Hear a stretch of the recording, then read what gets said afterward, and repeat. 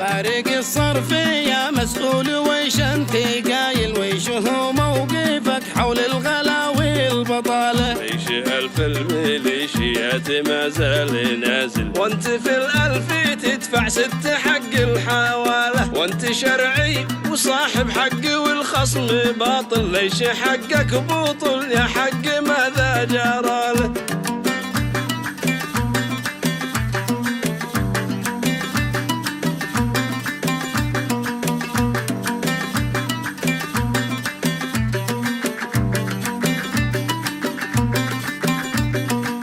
دايما وانت بتقدم لخصمك تنازل، لكن الخصم راس الحيد واحنا سفالة. كان يا ناس يساونا اقل القاله والتسوية في الظلم تحسب عدالة. دبروا حل كلا من جهته يحاول، واني ماشي فاصلنا كل واحد لحاله. كم نجلس نزوم لك لغبنا زوامل، لا قطع في كلا